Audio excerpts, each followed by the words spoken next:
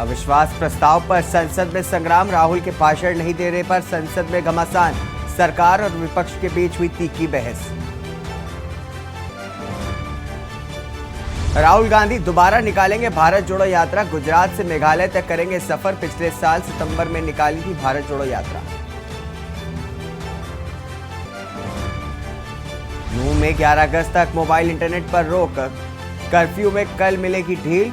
उपाधीक्षक स्तर के पुलिस अधिकारी का नूंह में ट्रांसफर। विधानसभा में सीएम योगी और अखिलेश यादव के बीच तीखी तकरार। नई शिक्षा नीति को लेकर के पूछे गए सवाल, योगी बोले रोजगार परक पाठ्यक्रम से मिल रहा है लाभ। ज्ञानवापी मामले में इलाहाबाद हाईकोर्ट का हिंदू पक्ष को झटका, गैर हिंदुओं के प्रवेश को रोकने की थी मांग, हाईकोर्ट ने खारिज की याचिका। यूपी में अगले 3 दिनों तक जमा नहीं हो पाएंगे बिजली के बिल, अपडेटेशन के बाद चलते डाउन रहेगा सर्वर। सभी प्रबंध निदेशकों को भेजा गया सर्कुलर। आप देख रहे हैं के न्यूज, खबरों का सारथी। नमस्कार, स्वागत है आपका। आप देख रहे हैं देश की बात, मैं हूं आपके साथ हारिस। संसद का मानसून सत्र अब तक काफी हंगामेदार रहा है, जो आने वाले समय में और भी बढ़ सकता है। इस हंगामे के और बढ़ने के आसार हैं। विपक्ष केंद्र सरकार के खिलाफ अविश्वास प्रस्ताव लाई है, जिस पर संसद में चर्चा आज से शुरू हो भी चुकी है। लोकसभा की कार्रवाई शुरू होते ही हंगामा हुआ और कार्रवाई को 12 बजे तक के लिए स्थगित कर दिया गया। इसके बाद जब चर्चा शुरू हुई तो गौरव गोगोई ने सरकार निशाना साधा। बता दें कि इसके बाद निशिकांत दुबे ने फिर सरकार की तरफ से जवाब भी दिया। वहीं मणिपुर मामले को लेकर के दोनों सांसदों ने क्या कुछ कहा है, आइए सुनाते हैं आपको। अविश्वास प्रस्ताव मणिपुर के लिए हम लाए हैं, इंडिया अलायंस, क्योंकि मणिपुर आज इंसाफ मांगता है। मणिपुर का युवा इंसाफ मांगता है, मणिपुर की बेटी इंसाफ मांगती है, मणिपुर के किसान इंसाफ मांगते हैं, मणिपुर के छात्र इंसाफ मांगते हैं। और मार्टिन लूथर किंग ने कहा है, मार्टिन लूथर किंग ने कहा है कि अगर कहीं भी नाइंसाफी हो तो वो हर जगह के लिए इंसाफ का खतरा बन सकता है। Injustice anywhere is a threat to justice everywhere. तो ये जो घटनाएं मणिपुर में हो रही है, इसको ये हम ना समझे कि उत्तर पूर्वांचल के किसी कोने में हो रहा है, ये भारत में हो रहा है सर। अगर मणिपुर जल रहा है तो भारत जल रहा है, अगर मणिपुर में आग लगी है तो भारत में आग लगी है, अगर मणिपुर विभाजित हुआ है तो भारत विभाजित हुआ है। तो आज हम सिर्फ मणिपुर की बात नहीं कर रहे, हम भारत की बात कर रहे हैं। मैं ये सोच रहा था कि राहुल जी बोलेंगे, क्योंकि मीडिया में तरह तरह की खबरें आ रही थी, लेकिन लगता है कि शायद राहुल जी आज तैयार नहीं थे, देर से उठे होंगे तो नहीं बोल पाए। कोई बात नहीं है, गौरव गोगोई जी ने बोला, बहुत अच्छा बोला। गौरव गोगोई जब बोल रहे थे, इस कांग्रेस पार्टी को शहादत के बारे में, लोगों का क्या बलिदान है इसके बारे में कुछ पता नहीं है। इन्होंने मणिपुर की बात की और पूरे देश को नहीं, पूरे संसद को जो है इन्होंने चैलेंज किया कि आप लोग में से बहुत लोग मणिपुर नहीं गए होंगे, मणिपुर नहीं देखा है आपने। मैं मणिपुर के इतिहास का भुक्तभोगी हूं। मेरे मामा एनके तिवारी 73 में अपनी पैर जो है वो गंवा चुके मणिपुर में, और 1989-90 में मणिपुर में उनके ऊपर अटैक हुआ। सीआरपीएफ के वो डीआईजी हुआ करते थे।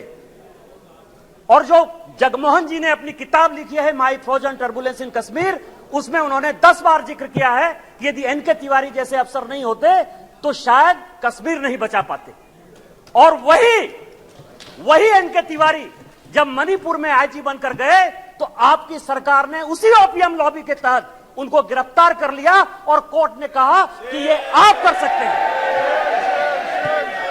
आप राष्ट्रवाद की बात करते हो, आप मणिपुर की बात करते हो। आपने अभी कहा कि असम में समझौता हुआ, आप तो असम के हैं, सांसद हैं। क्या 83 के चुनाव में कितने % लोगों ने असम में वोट दिया था?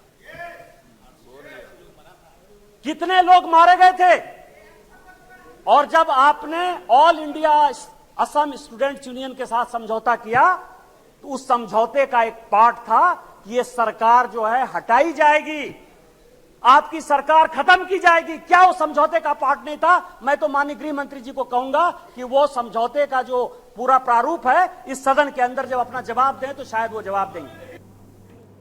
वही बड़ी खबर आपको बता दें, राहुल गांधी अब दोबारा निकालेंगे भारत जोड़ो यात्रा। तो राहुल गांधी अब दोबारा निकालेंगे भारत जोड़ो यात्रा। तो भारत जोड़ो यात्रा फिर से निकाली जाएगी। गुजरात से मेघालय तक इस बार सफर यात्रा की जाएगी। तो बता दें, भारत जोड़ो यात्रा इस बार फिर से निकाली जा रही है। राहुल दोबारा निकालेंगे भारत जोड़ो यात्रा। तो बता दें कि पहले की सफलता खास तौर पर जाहिर तौर पर देखी गई थी।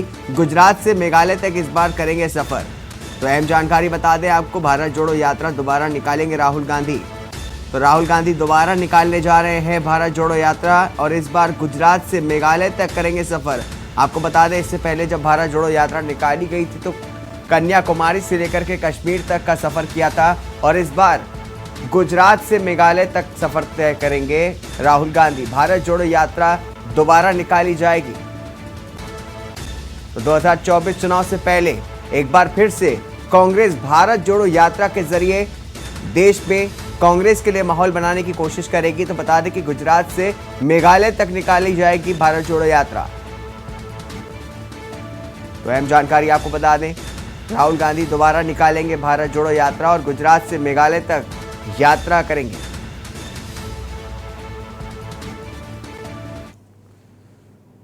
अगली खबर आपको बता दें, हरियाणा के यमुनानगर से है, जहां पर भारतीय किसान संघ के नेतृत्व में किसानों ने बारिश में खराब हुई फसलों की जल्द गिरदावरी करके सरकार से मुआवजा देने की मांग की और मंगलवार को लघु सचिवालय पर इकट्ठा होकर के जिला उपायुक्त के माध्यम से मुख्यमंत्री के नाम ज्ञापन सौंपा।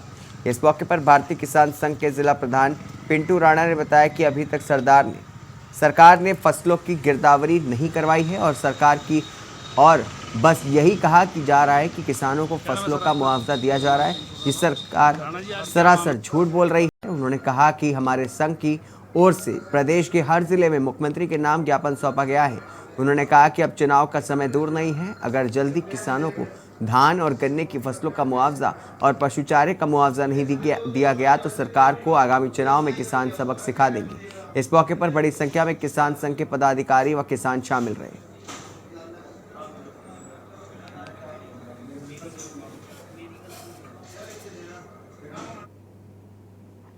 खबर महेंद्रगढ़ से है। बता दें कि भाजपा के वरिष्ठ नेता और पूर्व शिक्षा मंत्री प्रोफेसर रामविलास शर्मा ने प्रदेश सरकार द्वारा चलाए जा रहे मिशन इंद्रधनुष 5.0 अभियान की सतनाली के सामुदायिक स्वास्थ्य केंद्र से शुरुआत की।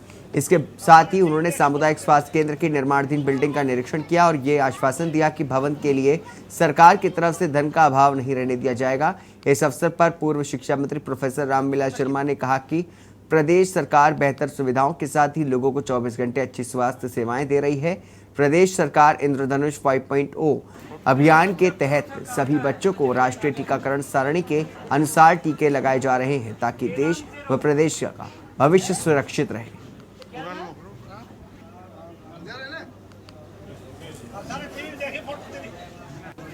हरियाणा स्वास्थ्य विभाग का पूरे प्रांत का एक अभियान है।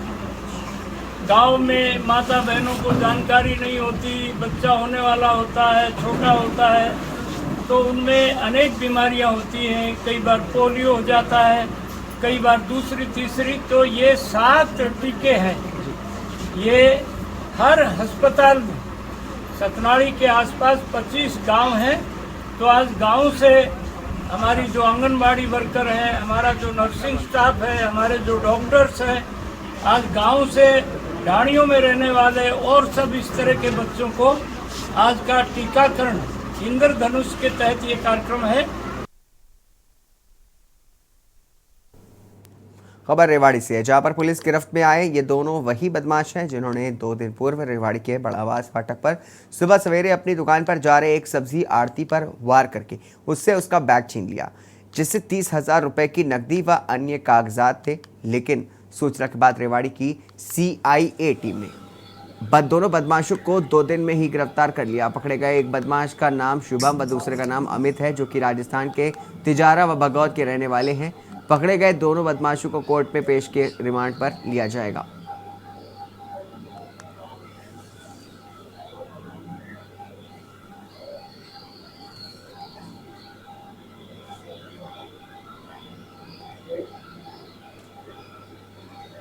लगभग 3:45 बजे जो पंकज सैनी जिनका रेवाड़ी सब्जी मंडी में आड़त का काम है, वो अपनी सुबह सब्जी मंडी में जा रहे थे तो सुबह 3:45 बजे के आसपास भाड़ावास फाटक पे जब वो फाटक क्रॉस कर रहे थे तो 2 लड़के आए जिन्होंने अपने मुंह पे कपड़ा बांधा हुआ था और प्लास्टिक की एक ट्यूब से उस पर वार करके उसको बाइक से नीचे गिरा दिया और उससे बैग छीन के भागे, जो बैग के अंदर 30,000 रुपये और उसके बही खाते और कागजात वगैरह थे। तो वारदात का पता लगते ही पुलिस फौरी तौर पर मौके का विज़िट किया और मामले की गंभीरता को देखते हुए एसपी साहब ने CIA 1 इंस्पेक्टर सुमेर सिंह की टीम की ड्यूटी लगाई, जिन्होंने बहुत जल्दी ही इस वारदात को करने वाले अमित जो बागोत का रहने वाला है और दूसरा शुभम उर्फ गोलू है जो कि अलवर रोड तिजारा राजस्थान का रहने वाला है, दोनों अभी आजकल रेवाड़ी में ही रह रहे हैं, जिनको गिरफ्तार कर लिया है। खबर यमुनानगर से है, जहां पर जगाधारी के अंसल टाउन में PPL क्वार्टर में सिक्योरिटी गार्ड ने अपनी पत्नी का गला काट करके निर्मम हत्या कर दी और मौके से फरार हो गया। वहीं आसपास के लोगों ने इसकी सूचना पुलिस को दी। फिलहाल पुलिस मामले की जांच कर रही है। रुलाखेड़ी निवासी राजेश उर्फ राजा बाबू अंसल टाउन में सिक्योरिटी गार्ड की नौकरी करते हैं। वहीं BPL क्वार्टर में रहता था। उसके घर से कुछ दूरी में ही उसकी पत्नी 42 वर्षीय नरेशा देवी उर्फ निशा अलग क्वार्टर में रहती थी। आरोपी पति उसके क्वार्टर पर आया और आकर के कट से गला काट करके उसकी निर्मम हत्या कर दी और मौके से फरार हो गया।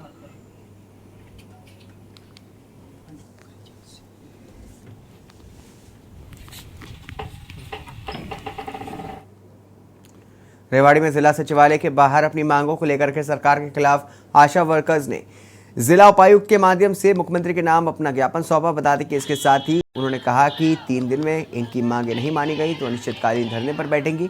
आशा वर्कर्स ने बताया कि इनकी नियुक्ति मैट्रिक बेस पर की गई थी, लेकिन 2019 से आज तक इनकी वेतन वृद्धि नहीं की गई।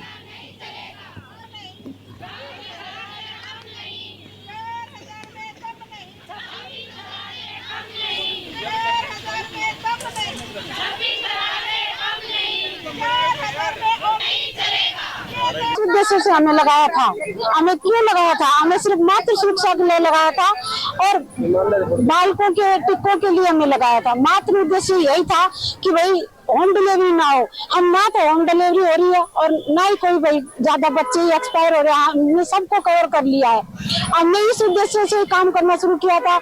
हम सभी बहनों को 10वीं बेस पे लगाया गया था। अब सरकार चाह रही है कि उस 10वीं के काम को छोड़कर हमें कलरक का काम करे।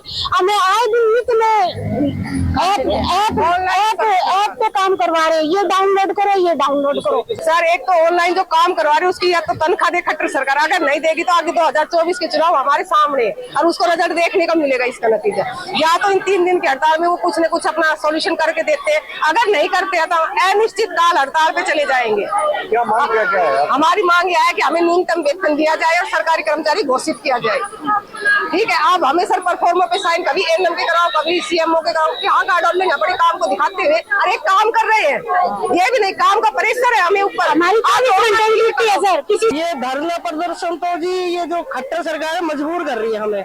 2018 से हमारा ना एक भी पैसा नहीं बढ़ाया और बल्कि 40-50 ऐप हमारे डाउनलोड करा दिए। अब बताओ हम वो ऐप का काम देखें या फिर हम अपने जच्चा बच्चा को देखें।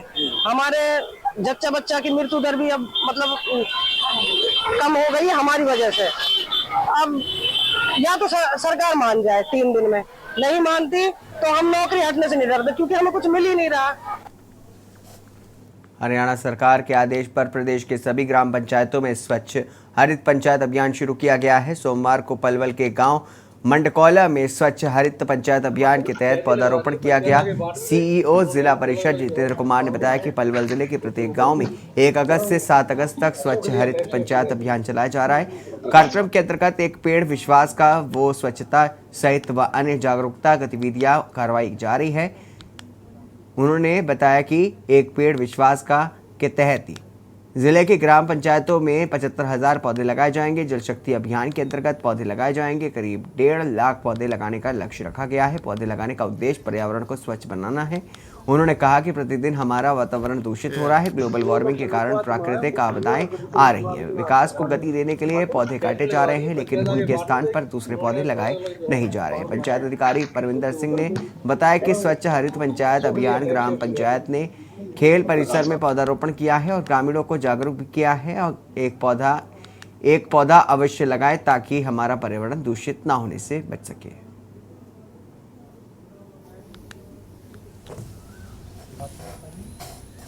एक पेड़ एक विश्वास का के तहत लगाया जा रहा है, जो कि हर ग्राम पंचायत में हम ये पौधारोपण कर रहे हैं और ये पूरे जिले में हमारे 75,000 से ज़्यादा पौधे जो है आज के दिन लगाए जाएंगे। ये तो है पंचायती राज की तरफ से। और जो जल शक्ति अभियान के तहत हमारे जो लाइन डिपार्टमेंट हैं, इतने ही पौधे उनके द्वारा भी लगाए जा रहे हैं। तो ये लगभग 1,00,000 सवा लाख के आसपास 1.5 लाख के आसपास पौधे जो हैं वो पूरे ज़िले में आज के दिन लगाए जाएंगे। साथ ही साथ आज का जो मेरी विजिट है वो हमारे जितने भी स्टेडियम्स हैं वो हमारे माननीय पंचायत मंत्री जी के द्वारा उनका एक विज़न है कि जितने हमारे स्टेडियम हैं उनमें मनरेगा के तहत जो भी बाउंड्री वॉल अगर कहीं मरम्मत करने वाली है उसको ठीक किया जाए, कच्चे ट्रैक्स बनाए जाएं ताकि हमारे युवा जो हैं वो वहाँ पर आकर खेल सकें, दौड़ सकें। कोई टॉयलेट टूटी हुई है तो उसको ठीक करवाया जाए। तो इस प्रकार के कार्यक्रम जो है मनरेगा के थ्रू हम इसमें करवाने जा रहे हैं। तो आज पूरे ज़िले में जो है सभी स्टेडियम में मैं विजिट कर रहा हूँ। जिले के आशा वर्करों ने अपनी विभिन्न मांगों को लेकर के लघु सचिवालय कुरुक्षेत्र के समक्ष 3 दिवसीय हड़ताल की है। आशा वर्कर्स एसोसिएशन की जिला प्रधान पिंकी देवी ने पत्रकारों से बातचीत करते हुए कहा कि पिछले 3 वर्षों से अपनी विभिन्न मांगों को लेकर के लगातार सरकार को ज्ञापन माध्यम से मांग कर चुके हैं, लेकिन सरकार उनकी मांगे नहीं मान रही है। उन्होंने कहा कि आज पूरे हरियाणा में 3 दिवसीय हड़ताल की गई है। इसी कड़ी में जिला कुरुक्षेत्र की आशा वर्करों ने लघु सचिवालय कुरुक्षेत्र के समक्ष 3 दिन की हड़ताल की है। 3 दिनों के अंदर मांगे नहीं मानी गई तो अनिश्चितकालीन हड़ताल करने को मजबूर होंगे।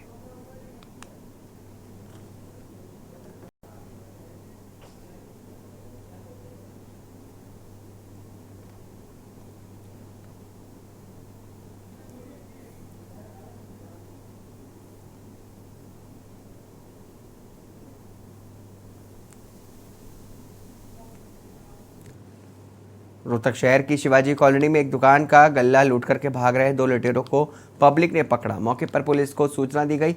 मौके पर पहुंची पुलिस ने दोनों लड़कों को हिरासत में ले लिया। बता दें कि आपको आज दोपहर के समय शहर की शिवाजी कॉलोनी स्थित एक दुकान में सफाई का काम चल रहा था। दुकान पर एक छोटी बच्ची सामान निकाल रही थी। अचानक 2 युवक मोटरसाइकिल पर सवार होकर के आए और दुकान से गल्ला निकाल करके भाग गए। बच्ची के चिल्लाने पर आसपास के लोग इकट्ठा हुए और पीछा करके दोनों युवकों को ही कुछ ही दूरी पर दबोच लिया। पब्लिक द्वारा पिटाई की गई और मौके पर पुलिस को बुला करके उन्हें सौंप दिया गया। पुलिस पूछताछ में दोनों मोटरसाइकिल सवार लुटेरों की जेब से नकदी पैसे बरामद हुआ है। थाना शिवाजी कॉलोनी में दोनों आरोपियों से पूछताछ की जा रही है।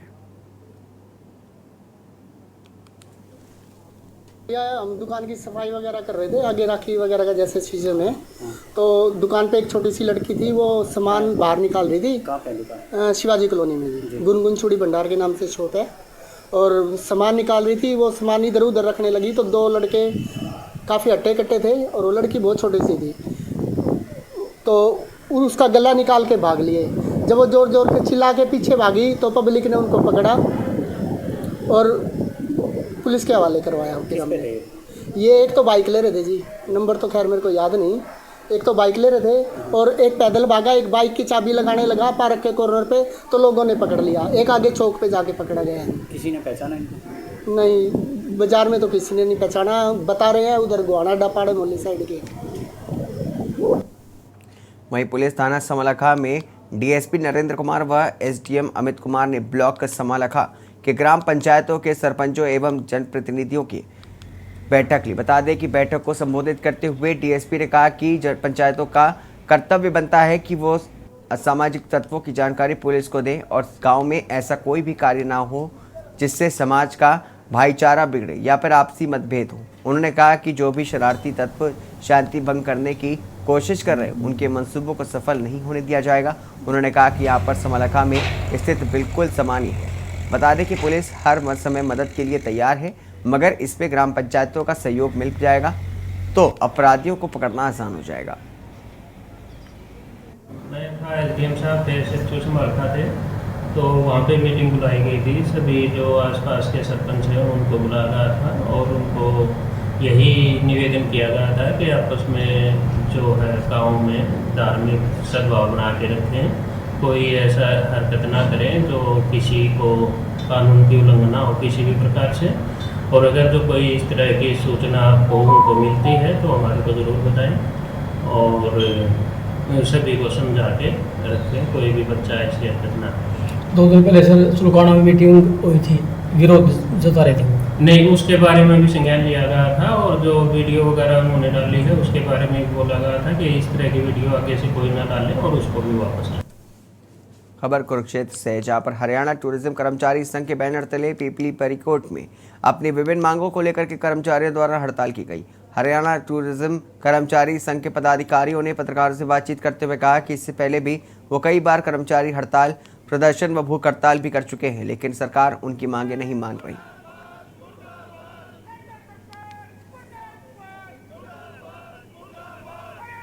आज ये हमारा 5वां धरना है और इसमें हमारी मुख्य मांगे हैं कि कॉम्प्लेक्सों का निजीकरण ना हो।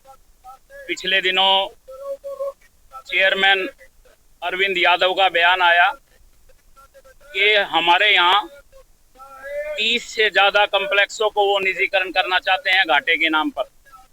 इसके विरोध में ये धरना है।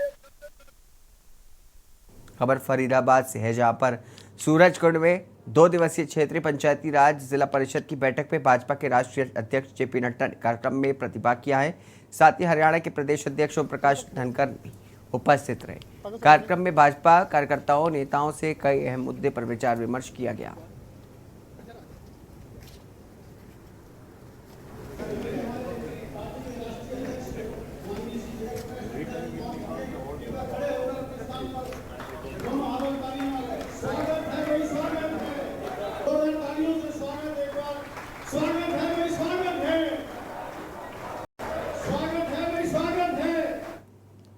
फरीदाबाद के सूरजकुंड होटल के कन्वेंशन हॉल में शुरू हुए 2 दिवसीय क्षेत्रीय पंचायत परिषद प्रशिक्षण शिविर के दूसरे दिन कई सत्र आयोजित किए जा रहे हैं, जिसपे दोपहर बाद केंद्रीय मंत्री नरेंद्र तोमर भी पहुंचे, जो विशेष सत्र में 7 राज्यों में 182 प्रतिभागियों को संबोधित भी किया। शिविर में प्रतिभागियों को तमाम सरकारी योजनाओं के बारे में जानकारी देते हुए जागरूक किया गया और आह्वान किया गया कि सभी प्रतिभागी अपने क्षेत्र के अंतिम छोर पर खड़े व्यक्ति कर योजनाओं के लाभ के बारे में बताएं और अपने अपने क्षेत्र का विकास करवाएं। पत्रकारों से बातचीत करते हुए भाजपा के प्रदेश अध्यक्ष ओपी धनखड़ ने बताया कि दूसरे दिन भी बहुत अच्छे ढंग से प्रशिक्षण शिविर चल रहा है।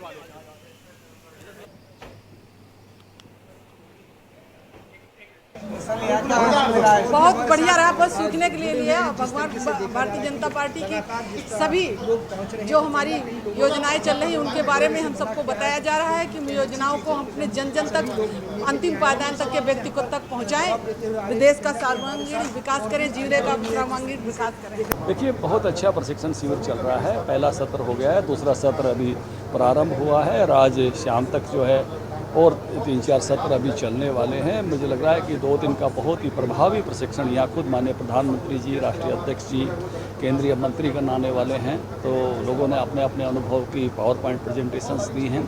मुझे लगता है कि एक लेवल चेंज हो जाएगा सभी चेयरमैन्स का इसके माध्यम से और अपने इलाके की वो अच्छी सेवा कर सकेंगे। इंद्री के गांव मूसेपुर में गलियों में एक व्यक्ति के द्वारा गलियों में खूंटे आदि गाड़ करके अपने पशुओं को गलियों में बांध रखा, जिससे कि मंदिर में आने जाने वाले लोग काफ़ी परेशान हो रहे हैं। ग्रामीणों ने प्रशासन के प्रति रोष पनप रहा है। ग्रामीणों ने इंद्री BDO-OP कार्यालय पहुंच करके लिखित में ग्रामीणों की मौजूदगी में इंद्री के खंड पंचायत अधिकारी साहब सिंह को शिकायत दी है। खंड पंचायत अधिकारी ने आश्वासन देते हुए कहा कि गली में अवैध रूप के सभी अतिक्रमण को जल्द हटाया जाएगा। वहीं ग्रामीणों ने कार्रवाई नहीं होने पर उग्र प्रदर्शन की चेतावनी भी खंड पंचायत अधिकारी को दी है।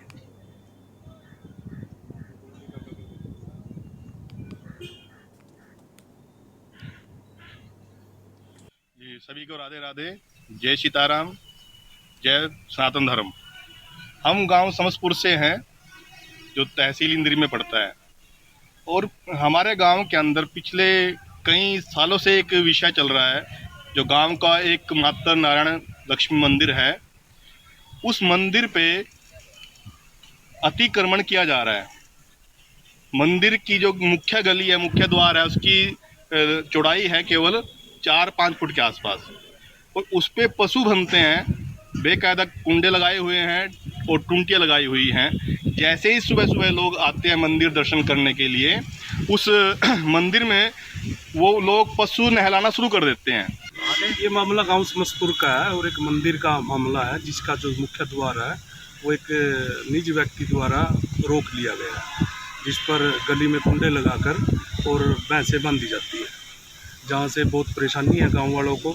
और अभी प्रशासन ने भी आज 10 तारीख का टाइम दिया है, और आपके माध्यम से हम प्रशासन को भी चेताना चाहते हैं कि अगर 10 तारीख को ये कार्रवाई नहीं हुई तो सभी जो हिंदू संगठन है वो इसे अपने आप मुक्त करा लेंगे, किसी की जरूरत नहीं पड़ेगी। जो मेन मंदिर वाली गली है इसमें मतलब सारे गांव का ही सब का ही आना जाना है जी। और अब तो मेन वैसे श्रावण मास जैसे लगे हुआ है तो गांव वाले रुकेंगे एक छोटे से ब्रेक के लिए। ब्रेक के बाद जल्द हाजिर होंगे।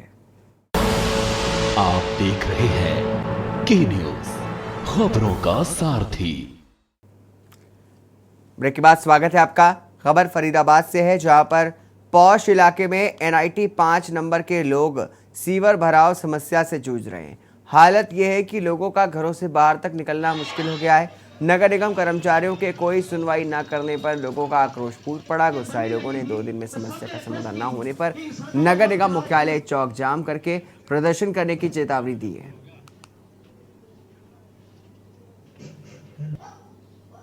सर हमारे यहाँ पर बहुत दिक्कत है, ना यहाँ बच्चे खेल सकते हैं, हम ना कोई बुजुर्ग आ सकते हैं। हम लोग बहुत परेशान हो चुके हैं, ना हम लोग यहाँ से चल सकते हैं, हम लोगों को घूम के जाना पड़ता है, किसी को कोई फर्क नहीं पड़ता। हम लोग नगर निगम को भी बोल के थक चुके हैं, हम लोग सारी लेडीज भी इकट्ठे होके आ चुकी हैं, पर किसी को कोई फर्क नहीं पड़ता। बहुत परेशानी हो रही है, आप देखिए ना, हम यहाँ से निकल नहीं सकते, हम आ नहीं सकते। हमारे घर में देखो वो पापा जी बैठे हैं, दादाजी, वो इतने बुजुर्ग हैं, वो यहाँ से हम कैसे लेके जाएं, कैसे लेके जाएं हम उन्हें। हर बार गाड़ी यहाँ तक लाना पॉसिबल नहीं है कि कैसे गाड़ी भी, हमने अपनी गाड़ियाँ दोनों बाहर खड़ी कर रखी हैं क्योंकि यहाँ से लोगों को निकलने में तकलीफ हो रही थी, इसीलिए हमने गाड़ियाँ भी बाहर रखी हुई हैं। झील आपको दिखाई दे रही है, ये करीबन 6 से 7 महीने पुरानी झील है। लोग परेशान हो चुके हैं, आत्मा तक रो पड़ती है जब इस मंजर को देखा जाता है।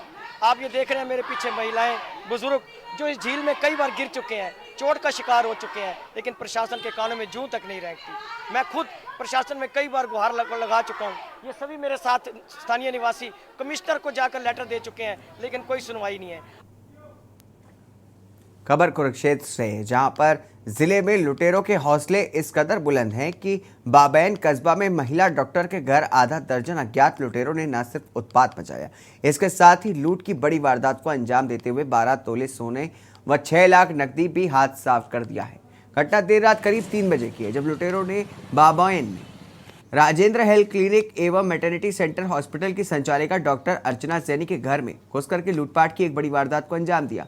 घटना की सूचना मिलते ही बाबैन पुलिस के अलावा अपराध शाखा की टीमों के अलावा सीन ऑफ क्राइम की टीम मौके पर पहुंची और अपनी कार्रवाई में जुट गई।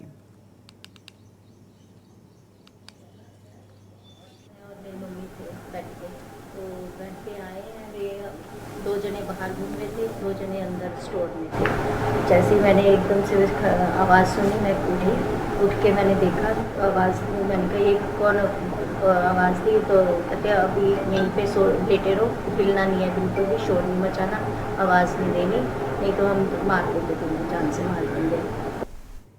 राष्ट्रीय राजमार्ग 19 पलवल में मथुरा की ओर जाने वाली सड़क किनारे पर राष्ट्रीय राजमार्ग प्राधिकरण की ओर से चलाए गए अतिक्रमण हटाओ अभियान चलाया गया।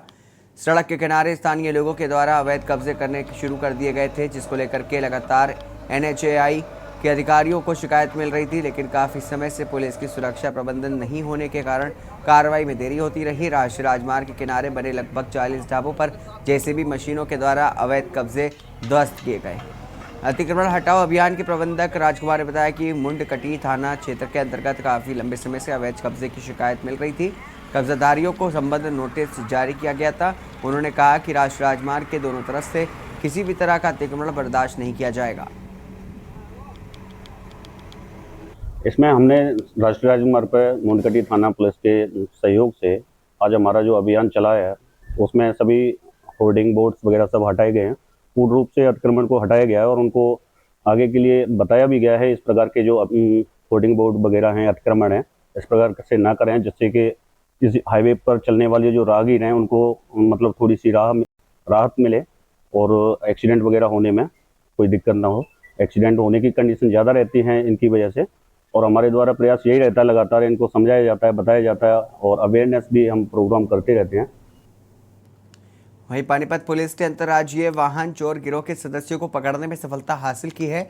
एएसपी मिश्रा ने बताया कि पुलिस ने उनके कब्जे से भारी मात्रा में वाहनों के पार्ट्स बरामद किए हैं। पत्रकार वार्ता के दौरान उन्होंने बताया कि वाहन चोर गिरोह के सदस्यों से हरियाणा और दिल्ली के लगभग 1 दर्जन वारदातों का खुलासा हुआ है। एएसपी ने बताया कि वाहन को चुराने के बाद उनके पार्ट्स ये मायापुरी में एक कबाड़ी के पास बेच देते थे। पुलिस ने चोरी की पार्ट्स खरीदने वाली कबाड़ी को भी गिरफ्तार किया है। पुलिस ने कब्जे से गाड़ियों के दरवाजे, सीट, इंजन व अन्य काफ़ी सारे पार्ट्स बरामद किए हैं। उन्होंने बताया कि चोर गिरोह के इन सदस्यों के पास से एक मास्टर की सिस्टम का जिससे वो आसानी से इन गाड़ियों को चुरा लेते थे। उन्होंने बताया कि पकड़े गए आरोपियों पर पहले से भी काफ़ी आपराधिक मामले दर्ज हैं।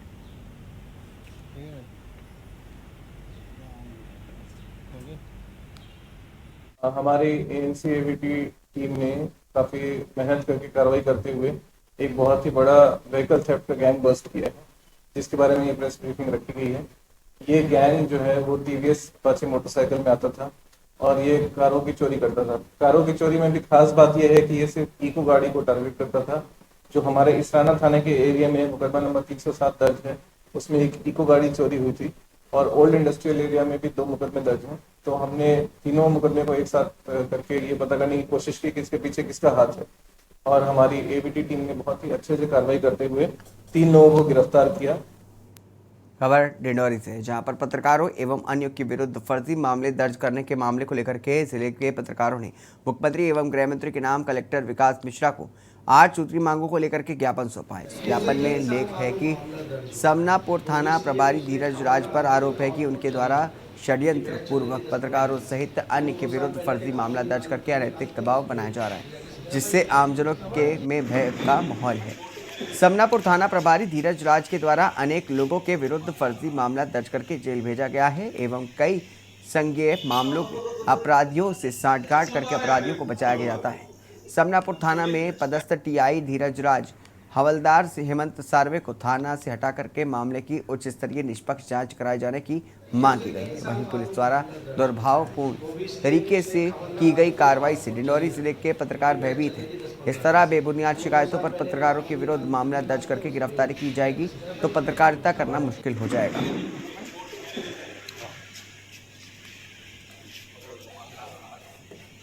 अभी पत्रकारगणों ने जो ये आवेदन दिया है, मैं पुलिस अधीक्षक से बात करूंगा और उसका अगर ट्रांसफ़र हो गया है तो उसको यहाँ से तत्काल नंबर 1। नंबर 2, ये पूरे प्रकरण में ऐसा प्रतीत होता है कि पत्रकारों ने जो सच्चाई को जनता तक पहुंचाने का काम किया है और कहीं ये पोल ना खुल जाए, इसलिए संबंधित पत्रकार के ऊपर पुलिस झूठा आरोप लगाने का प्रयास कर रही है। प्रयास क्या उन्होंने कर ही दिया है। लगातार ये देखा जा रहा है कि पत्रकारों के खिलाफ में मामले दर्ज किए जा रहे हैं, पत्रकारों के खिलाफ में टीआई के द्वारा झूठे आरोप लगाए जा रहे हैं, गुमराह करके बैगा लोगों को यहाँ पे शपथ पत्र बनवाया जा रहा है और लगातार इनके द्वारा जो खबरें लगाई गई हैं जनहित में, उसको लेके बौखलाकर टीआई और उनके थाने में 2-3 जो एएसआई हैं उनके द्वारा गुमराह करते हुए पत्रकारों के खिलाफ में लगातार मामला दर्ज किया जा रहा है, जिसको लेकर आज सामूहिक रूप से पत्रकारों ने सीएम और गृह मंत्री के लिए ज्ञापन सौंपा है। पिछले कुछ दिनों से विदिशा शहर में अचानक से बाइकों में आग लग रही थी। लोग इसे टेक्निकल फॉल्ट समझ रहे थे, लेकिन कल बाइक में आग लगाने वाला व्यक्ति सीसीटीवी कैमरे में कैद हो गया, जिसकी शिकायत विदिशा कोतवाली थाने में की जा चुकी है। आपको बता दें कि एक युवक जो बाइकों का पेट्रोल निकाल करके उसमें आग लगा करके भाग जाता था, वो कल एक बाइक में आग लगा रहा था जो सीसीटीवी कैमरे में कैद हो गया। अब देखना यह है कि पुलिस युवक को गिरफ्तार करती है या मामले को यूं ही ठंडे बस्ते में पड़ा रहता है।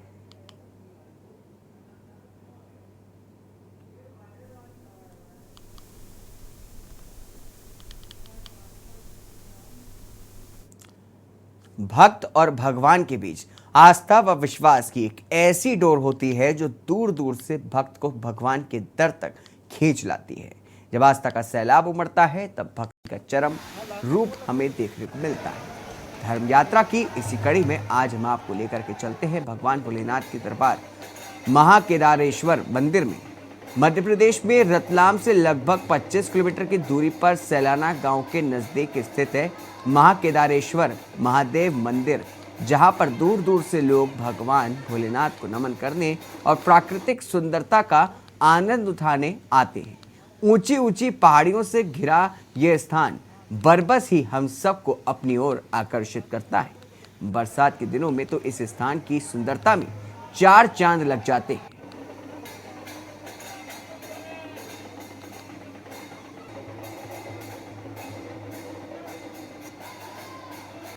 ये काफ़ी प्राचीन मंदिर है, इसलिए यहाँ पर काफ़ी बड़ी संख्या में श्रद्धालु आते हैं। रतलाम जिले के अलावा आसपास जिलों से, बांसवाड़ा, राजस्थान वगैरह से भी लोग आते रहते हैं।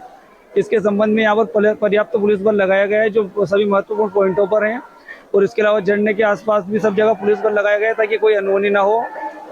बैरिकेड्स वगैरह लगाकर लोगों को कुंड के पास जाने से रोका गया है। श्रद्धालुओं के सुगम दर्शन हो, इसके लिए पर्याप्त पुलिस बल व्यवस्था लगाई गई है। इसके अलावा यहाँ पर कस्बे में भी महत्वपूर्ण पॉइंट लगाए ताकि कांवड़ यात्री आसानी से आ जा सके। खबर रतलाम के जावरा से है, जहां पर सीएम शिवराज सिंह चौहान के नागदा को जिला बनाने की घोषणा के बाद बवाल मच गया है। जावरा जिला बनाओ युवा समिति व जन चेतना मंच ने विरोध में 10 अगस्त को जावरा बंद का आह्वान किया है। समितियां जावरा को जिला बनाने की मांग कर रही हैं।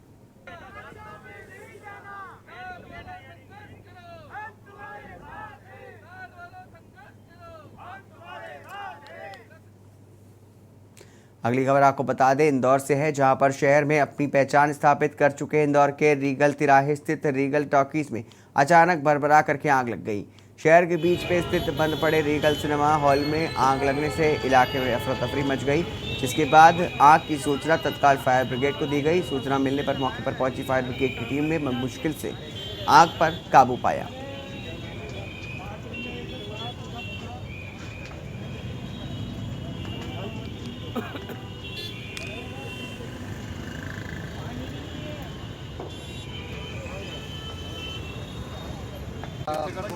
आधे घंटे पहले ही आग लगी थी और आग लगने के 15 मिनट बाद ही 15 से 20 मिनट बाद ही अग्निशमन जो वाहन है वो पहुंच गया था।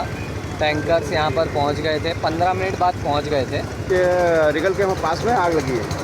जब हम यहाँ पे आके देखा तो रिगल के अंदर ताकि के अंदर फायर थी, और हमने जैसे देखा तो फर्स्ट में बाहर से इतना ज़्यादा लग रहा था कि ज़्यादा फायर है, तो हमने वहीं से मॉनिटर चालू कर दिया। मतलब एक लाइन चालू कर दी।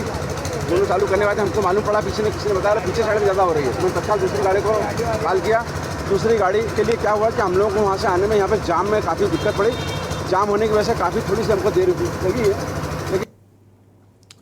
खबर बलरामपुर से बता दें, विधानसभा चुनाव के मद्देनजर तैनाती की गई है। 5 उप निरीक्षक, 8 उप निरीक्षक सहित 13 प्रभारियों को जिम्मेदारी सौंपी गई है। तो विधानसभा चुनाव के मद्देनजर नियुक्तियां की गई। बता दें कि 5 उप निरीक्षक, 8 निरीक्षक सहित 13 प्रभारियों को जिम्मेदारी सौंपी गई है। पुलिस में महकमे में बड़ा फेरबदल किया गया है। आपको बता दें कि पुलिस महकमे में बड़ा फेरबदल हुआ है। अधीक्षक डॉक्टर लाल उमेद सिंह ने दी है तैनाती। तो बलरामपुर से अहम खबर आपको बता दें, जहां पर विधानसभा चुनाव के मद्देनजर तैनाती की गई है। बता दें कि 5 उप निरीक्षक, 8 निरीक्षक सहित 13 प्रभारियों को सौंपी गई है जिम्मेदारी। पुलिस में महकमे में बड़ा फेरबदल किया गया है। तो बलरामपुर से खबर आपको बता रहे हैं, जहां पर अधीक्षक डॉक्टर लाल उमेद ने तैनातियां दी। तो बता दें कि विधानसभा चुनाव के मद्देनजर ये तैनातियां हुई।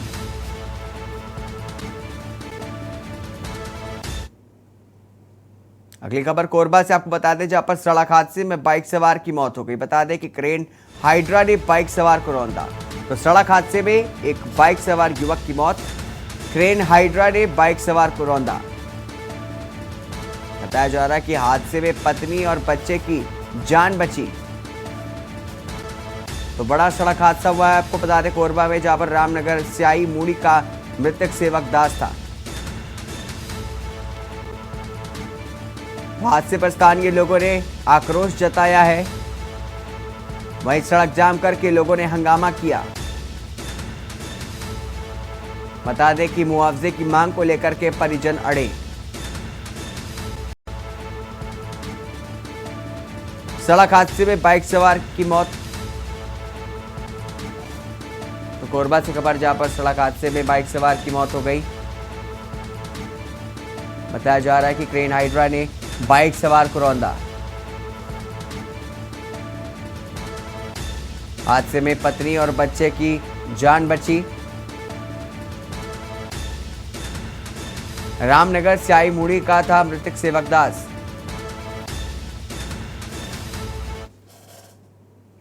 खबर कोंडागांव से है, जहां पर एक और शासन प्रशासन लगातार ग्राम पंचायतों के उद्धार के लिए निरंतर प्रयास कर रहा है, मगर पंचायत के जनप्रतिनिधियों के साठगांठ के चलते आज ग्रामीणों ने अपनी जन समस्याओं से जूझ रहे हैं। ऐसे में अब ग्रामीणों के पास गुहार लगाने के अलावा कोई और उपाय नहीं बचा है। दरअसल ऐसा ही मामला कोंडागांव जिले में देखने को मिला है, जहां पर अपनी समस्याओं को लेकर के ग्रामीण बड़ी संख्या में अपनी मांगों को लेकर के जिला कार्यालय पहुंचे। ग्रामीणों का कहना है कि कई साल बीत गए हैं, न रोड मिला न पानी, साथ ही आज हम राशन के लिए भी भटक रहे हैं। आज हम कोंडागांव के जिला मुख्यालय में खड़े हुए हैं और यहाँ पे कम से कम सैकड़ों की संख्या में ग्रामीण अपने समस्याओं को लेके आए हुए हैं। जिला प्रशासन तो लगातार कोशिश कर रही है, मगर जो वहाँ के सरपंच सचिव का जो घोटाला होता है उनको आज उजागर यहाँ पे कर रहे हैं।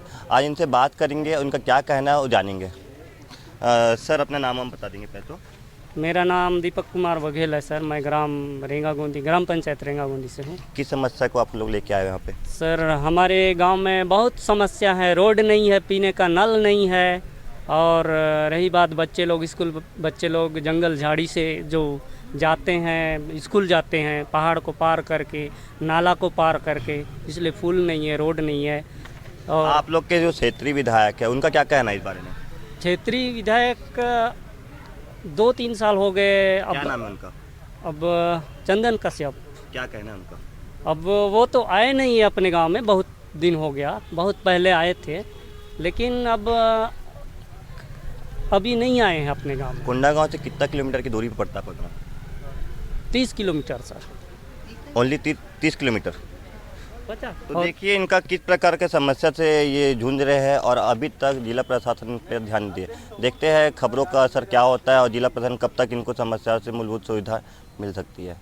कोंडागांव से दीपक वैष्णव की खास रिपोर्ट। खबर रायगढ़ से है, जहां पर भारतीय जनता पार्टी किसान मोर्चा के बैनर तले किसान नेताओं ने कलेक्ट्रेट का घेराव किया।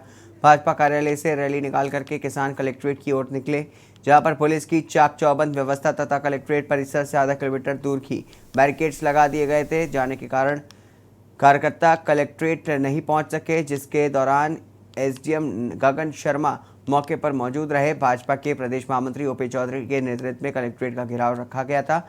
ओपी चौधरी ने सरकार को घेरते हुए गंभीर आरोप लगाए हैं। उन्होंने कहा कि 2 रुपये किसानों से गोबर खरीद करके उसे वर्मी कंपोस्ट के नाम पर धूल कंकड़ मिला करके 10 रुपये में उसी गोबर को किसानों को खरीदने के लिए मजबूर किया जा रहा है।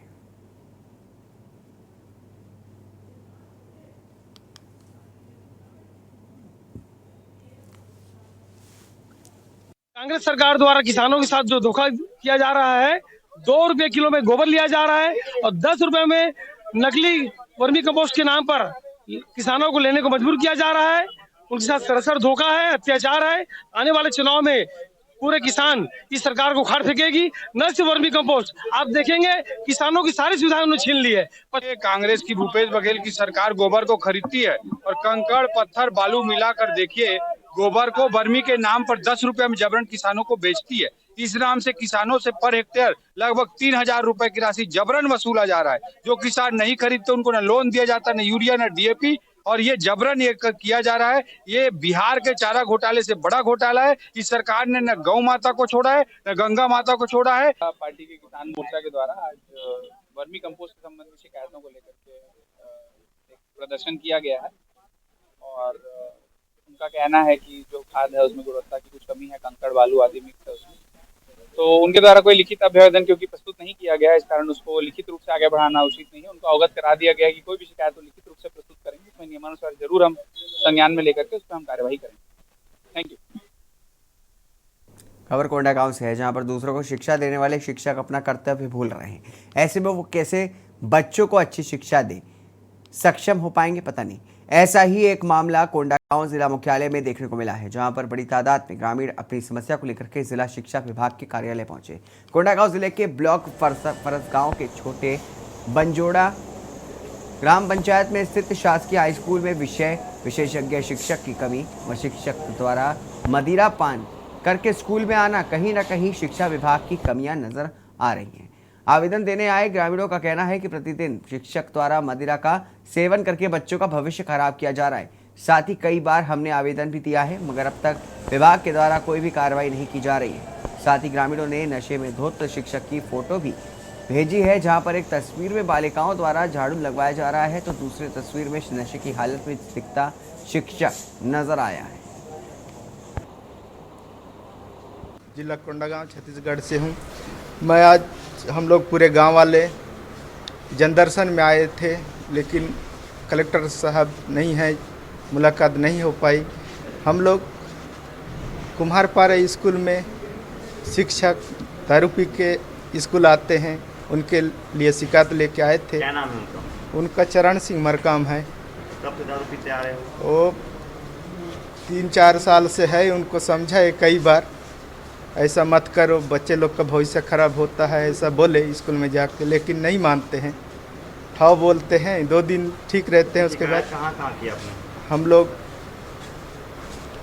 फरसगांव किए, उसके बाद यहाँ कोंडागांव में। भिलाई भाजपा जिला अध्यक्ष ब्रिजेश ब्रिजपुरिया के नेतृत्व में सैकड़ों लोग जिला मुख्यालय पहुंचे और कैंप 1 क्षेत्र में पिछले 3 दिनों पूर्व स्थापित शराब भट्टी को हटाए जाने की मांग जिला प्रशासन से की है।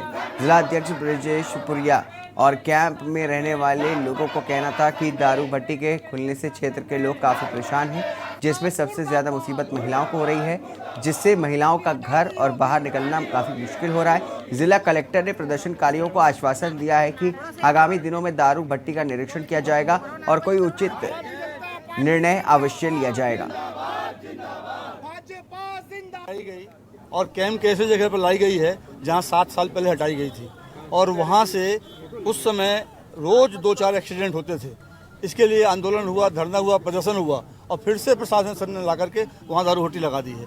आज मार्च के पहले एक लेटर दिया था हमारी अपना पार्षद जी ने, लक्ष्मी साहू जी ने, और उस लेटर में लिखा था कि भाई ये दारू भट्टी यहाँ खोली या नहीं, ऐसा मालूम पड़ा है तो हमको इस बारे में क्लियर कीजिए। एक्साइज कमिश्नर ने लिख करके दिया था कि यहाँ दारू भट्टी खोले जाने का कोई प्रावधान नहीं है, लेकिन उसी जगह पे फिर दारू भट्टी खोल दी है जहाँ लोगों ने अपोज करके वहाँ से हटवाया था। इस भूपेश सरकार के पास में दारू भट्टी कहीं भी खोलने का काम है, लोगों को बर्बाद करने का काम है, शराब के माध्यम से लोगों के घर परिवार हो रहे हैं।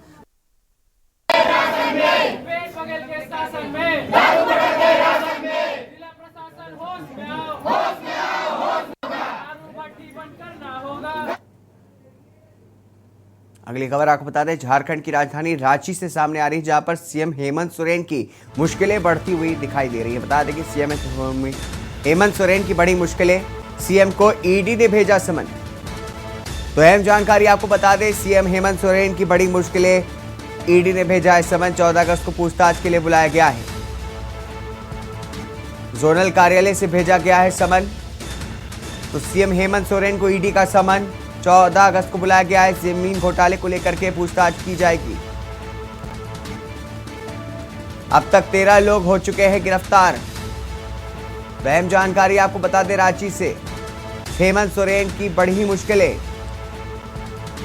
सीएम हेमंत सोरेन की बड़ी मुश्किलें, सीएम को ईडी ने भेजा समन। सीएम हेमंत सोरेन को ईडी ने भेजा समन।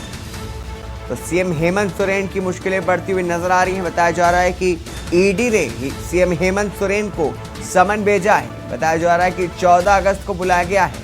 बता दें कि 14 अगस्त को पूछताछ के लिए बुलाया गया है। हेमंत सोरेन को ईडी का समन मिला है। जोनल कार्यालय से भेजा गया है समन। तो अहम जानकारी आपको बता दें, जमीन घोटाले को लेकर के पूछताछ की जाएगी। वहीं हरदोई में रिश्तों का कत्ल, भाई ने भाई को उतारा मौत के घाट। सोते वक्त कुल्हाड़ी से भाई को काटा। तो हरदोई में रिश्तों का कत्ल हुआ है, भाई ने भाई को उतारा मौत के घाट। हरदोई से अहम जानकारी बता दें आपको, जहां पर सोते वक्त कुल्हाड़ी से भाई ने भाई को काटा तो रिश्तों का कत्ल हुआ है। पिता को गाली देने के विरोध पर हत्या की। पिता को गाली देने के विरोध पर की हत्या। हरदोई में रिश्तों का हुआ कत्ल। भाई ने भाई को उतारा मौत के घाट। बताया जा रहा है कि वारदात के बाद आरोपी परिवार समेत फरार। तो वारदात के बाद आरोपी परिवार समेत फरार। बेलग्राम कोतवाली के गुरेली गांव का मामला आपको बता रहे हैं, जहां पर एक भाई ने भाई को उतारा मौत के घाट। तो हरदोई में रिश्तों का कत्ल हुआ।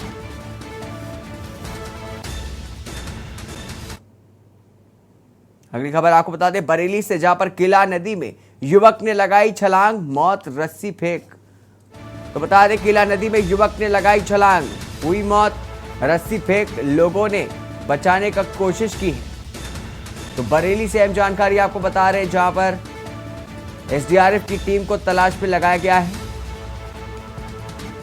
किला थाना क्षेत्र के युवक ने आत्महत्या की।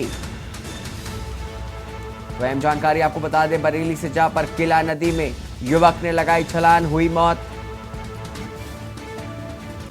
रस्सी फेंक लोगों ने उसकी जान बचाने की कोशिश की थी। एसडीआरएफ की टीम को तलाश में लगाया गया है।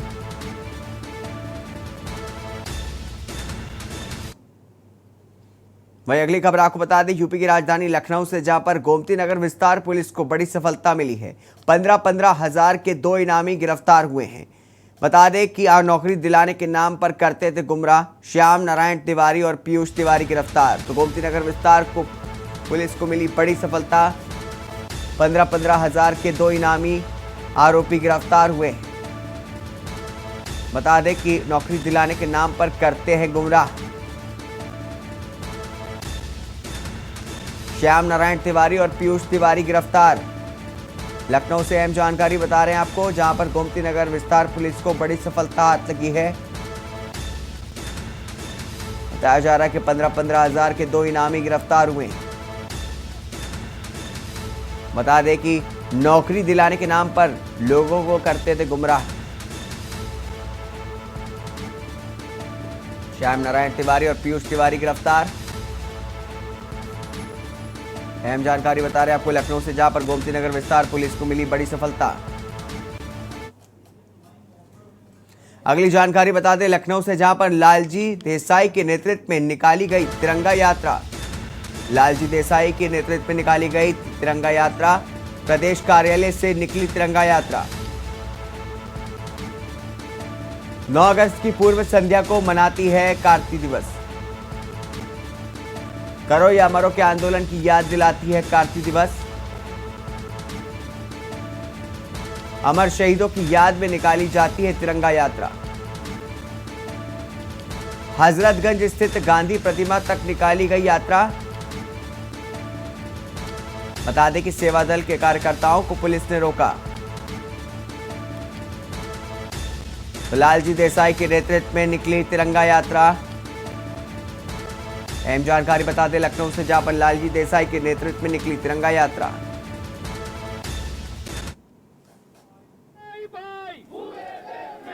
हमारे साथ बात करने के लिए लालजी देसाई, आज आप लोग ने तिरंगा यात्रा निकाली है, क्या संदेश है तिरंगा यात्रा का? देश में भय का साम्राज्य है। मणिपुर जल रहा है, हरियाणा में जल रहा है, देश में कई जगह पर दंगे हो रहे हैं। देश में आदिवासी दलितों से लेकर महिलाओं पर जो बलात्कार, अत्याचार और प्रताड़ित करते हैं, तो वो सबको रोकने का और एक संदेश देने का कि नफरत से देश की प्रगति नहीं होगी, मोहब्बत से होगी। तुम डंडा लेकर निकलते हो और समाज को तोड़ते हो, हम झंडा लेकर निकलते समाज को जोड़ते हैं। तो ये तिरंगा जो झंडा है वो समाज को जोड़ने के लिए है, इस देश की एकता, अखंडता और बंधुता के लिए है, शांति को प्रस्तावित करने के लिए है, लूट शोषण को खत्म करने के लिए, यही संदेश लेकर हम यात्रा कांग्रेस कार्यालय से कहा था। अभी हम लोग शहीद स्मारक तक आएंगे। यहाँ से आपने देखा पुलिस ने जो रोका है तरीके थे, तो शायद विधानसभा का सत्र को चल रहा है या विधानसभा बीच में आ रही है, उनको कोई डर है तो कोई ना कोई, तो इस रास्ते से निकलने की जगह पे और रास्ते से जाना पड़ेगा, तो हम उसको सिखा देंगे। मणिपुर और मेवाड़ वाली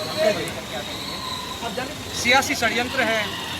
सियासी शासक चाहते हैं कि इस देश में दंगे होते रहें, और उनकी कुर्सी सलामत रहे। और हम चाहते हैं कि सत्ता आए जाए, सत्ता रहे ना रहे, देश बना रहे, शांति बनी रहे, मोहब्बत बनी रहे। तो ये हमारे साथ बात करने के लिए लालजी देसाई थे, जो जिनका ये कहना है कि जिस तरीके से देश का माहौल है उसको देखते हुए आज लखनऊ में तिरंगा यात्रा निकाली जा रही है। और ये तिरंगा यात्रा लखनऊ कार्यालय से होकर आपको बता दें कि परिवर्तन चौक तक जाएगी। के न्यूज़ के लिए लखनऊ से अरमाना पे। इसके साथ देश की बात में बस इतना ही। दीजिए इजाजत, नमस्कार।